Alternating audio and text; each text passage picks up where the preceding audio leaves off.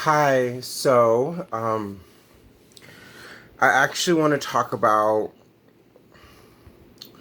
Black Lives the Black Lives Matter movement and kind of like the role I took on and then how it broke me. So as you guys know, the the justice system in the society that we live in has always been pitted against people of color, and the system has never worked in our favor. It probably, I'm not going to say never will, but it's going to take a lot of time. It's going to take a lot of people, um, and those are things that we seem to have an infinite amount of. I mean, time is time is a social construct, I guess, and society in itself is almost a virus to this planet. So of course we're going to continue, and so for as long as we have time and people, we can solve problems. Um, so needless to say, during this Black Lives Matter movement, I have been protesting. I did not attend any of the first of the rioting protests. I did not attend those protests because it did not feel right. I just went with instinct. I was like, I know this is going on, but I shouldn't be a part of it because I think I would have been swallowed up, and I probably would have been breaking a lot of things, and I can break a lot of things. But I was there the very next day protesting, and I was protesting for about 2 months solid, with a little change in there. Give me a little change in there. It was like 2 months and some change, and I was out on the corner with the signs. I was literally doing, I would do an 8 hour shift at work and then go protest for about 8 hours. And I know that sounds nuts and I know that sounds crazy, but in the swell of this movement, like, I felt like I had no choice. I felt like work was getting in the way of my protesting. Um, and it's, of course, it's the hotter months in the summer, so I haven't been able to go out and protest the way I wanted to because I had a breakdown on my birthday that sent me. My birthday is June 22nd. I had a breakdown on my birthday that sent me to the hospital for about 13 days, which is the longest I've ever been in a psychiatric institution. Um, and so, with that said, I kind of took Black Lives Matter kind of took the back seat. When I got out, I did attend a couple of protests, but that was it. It hasn't been an everyday thing. Now, with that said, I still try to make it once a week, and I've been doing okay with that for the most part. And I've cut the hours that I'm out there like down to 4, sometimes even 3 hours, which doesn't seem like enough, but I mean, I don't want to break down at the hands of this disease, you know. So, with that said, this is really, really sad, but when I was in treatment this last time, apparently a nurse told me, and this is just, I know this reaction is a bad reaction. I know that now, but I'm just going to tell you guys for the sake of the story and kind of like be in it. So the nurse, I had went to my bedroom, well, my my little room in the institution, and there was a freshly laid paper down on my folder, and it said my diagnosis, and it said borderline personality disorder, and then under it it said bipolar 2 disorder. Okay, so me just already huffing and puffing angry because the food wasn't delicious that I was served or whatever. I go up to the nurse's counter and I'm like, who put this paper in my room? And she's like, oh, it was most likely the doctor. And I was like, oh, was it the doctor? Was it the psychiatrist? And then she was like, oh, it's a psychiatrist. And so I'm like, okay, cool.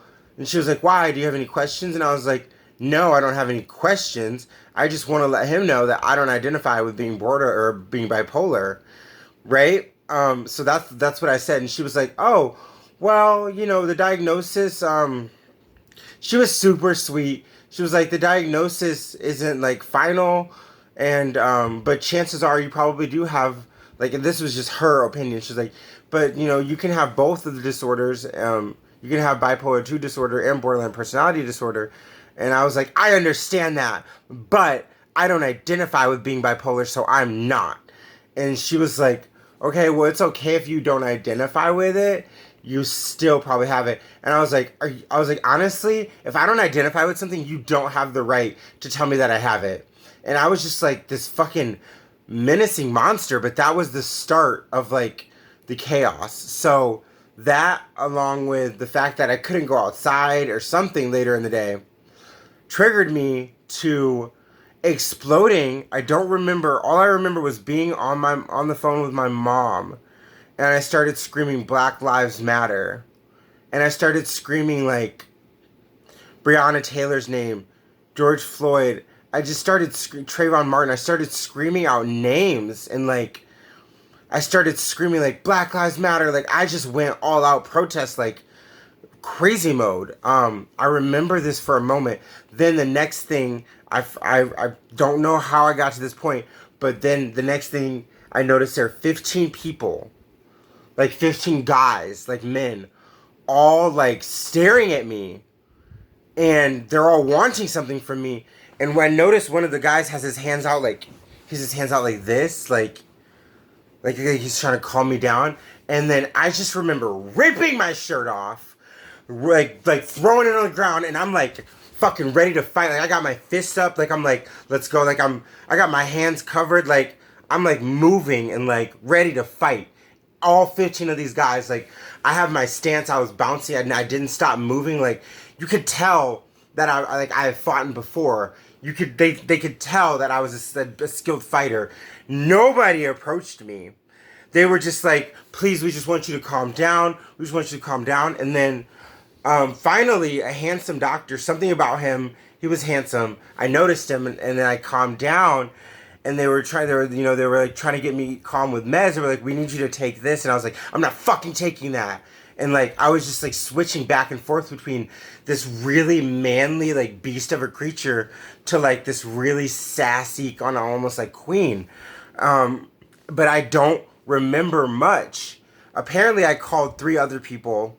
I called my spouse, I called my sister, and I called my ex-boyfriend, who's now my best friend.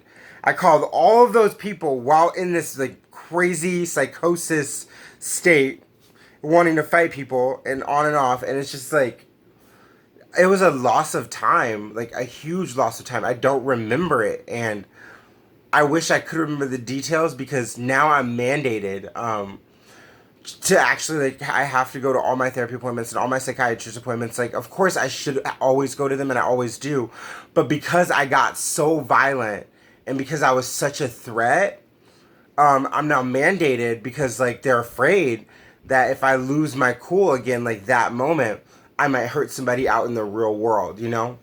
I don't know, that's just one of my craziest stories. And that literally just happened like last month. Like literally. Like my birthday, dude. Like I was fucking cray. Like it was really intense.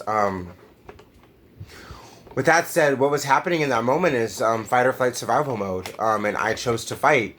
I probably for the most part always choose to fight unless something really threatening is like something that I'm really like something that I have a fear of is coming.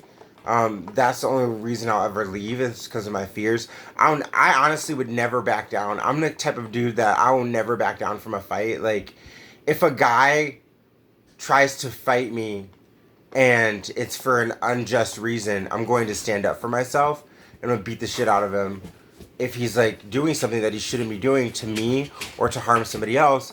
But if somebody's just pumping their chest up and like just trying to just get into trouble, of course I'm gonna ignore that person. But when it comes to like my survival mode, like if I was in a zombie apocalypse, I would team up with somebody like me, because my survival mode is I've been in survival mode for so long. I've almost perfected being in survival mode. And so when I'm in survival mode, I make these really clear-cut decisions that I'm not fully a part of. And I don't know, it's just it's really interesting the way our minds work in that way. How I can remember some details. I can remember I can remember the outline details, but I don't remember anything of me being calm. Like I remember me being crazy and being able to do nothing to control it. I remember the way I viewed everyone, and I viewed everyone as a huge threat. I mean, they had to call out 15 dudes, like, because I'm a big guy. I'm 6'3", 200, and now I'm like 245 pounds. Um, I just like I just care. I have a lot of weight. Like I have a lot of weight, and I'm 6'3", so it's like I'm this huge guy with all this weight. Of course, people are gonna be a little terrified. You know, like of course. So I think I'm gonna leave that there though, cause I'm feeling a little tired. I just took my nighttime meds, and I work at like 4 in the morning. So probably gonna call it quits soon. Turn in early. Thank you guys for watching. Please subscribe if you're chill, if you like my video, whatever. Also like it because that's cool. Thank you. Bye.